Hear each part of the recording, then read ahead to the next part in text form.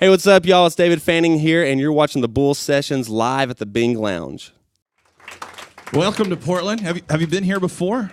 You know what? I have never been to Portland. You've never been to Portland? No, There's a lot of crazy stuff to see here. I was sleeping on the way here, and I didn't see it. Yeah, you didn't see anything. Didn't see anything. So we'll have to have you experience Portland a little bit tonight and take you out a little bit. The first question that all the women are wondering is, are you single?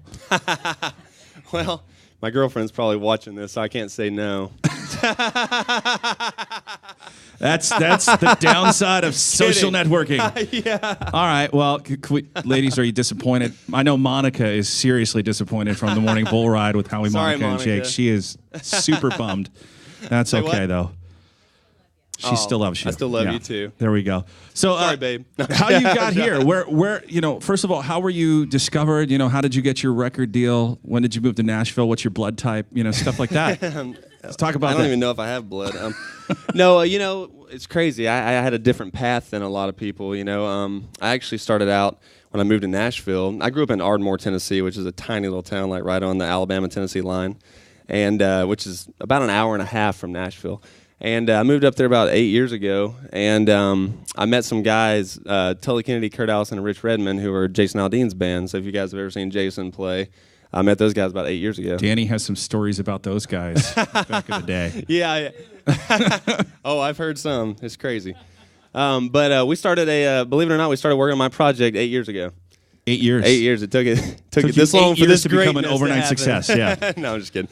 No, so so what happened though during that time is we ended up meeting this duo called Thompson Square, and produced their record. So we produced "Kiss Me or Not," and everything. It was the most played song in 2011, and so we stopped working on my project and started working on Thompson Square. Thanks, Kiefer and Shauna. Well, now you're in the same family, so no, we are, and that's what's cool is I'm sure we can talk about this later too, but I also produce a band called Parmalee, and those guys too. I've had many headaches. Danny, you got some stories of that too? Yeah, it was. We were talking about a year ago, earlier. Wasn't it? About a year ago, we had them here in this room. Oh yeah. I didn't show up to work the next day. It was not good. They're known to get a little rowdy, but we actually wrote a song called "Must Had a Good Time" in their RV. Wow. In the Tin Roof parking lot in Nashville. And that video was absolutely crazy. Yeah. Too. You ought to see the other video. The other video? We did a video before they had There's the record. kids here. Yeah. We did a video before they had the record deal. Oh wow. And it was okay. Me and the guys did it, and it's hilarious. Wow. So let's talk about your project that you have coming out. You've got some new songs to play for us tonight. Yep. Do you write your own music? The one I just played, I did not write. That was Ashley Gorley and Brent Anderson. And, Ashley and Brent are amazing songwriters. And, the way Nashville works kind of is sometimes you write them, sometimes you don't. It's kind of best song wins. But that one, Benny Brown, who owns the whole record label, he found that one for me, and he called me into his office, and he was like, "Man, I think this really fits your project," and I fell in love with it, and now it's on the project. So as a producer, as a writer, as a performer, which do you enjoy doing the most? Oh, performing.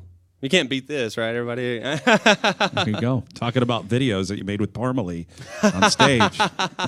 That was a good time.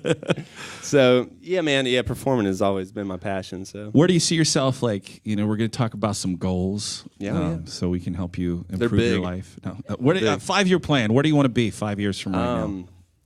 Man, I want to go as far as I possibly can. Obviously, I picture 5 years. I'm going to say stadiums, but let's go arenas. Okay, arenas. Just because that might be a little more realistic than Right. We'll do stadiums. You could be on a tour for a stadium, Yeah. I could be the opener. Oh, yeah.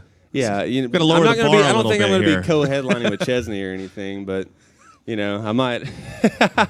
No, I think. Yeah, that's true. Yeah. Well, there we go. By town in the Northwest, we mean 3 hours north. That's how we. That's how we. So. Yeah, where we just came from. That's yeah. No, that's obviously my goal. Goal number one is have a number one record, and then go out there and just play. I don't want to ever go home.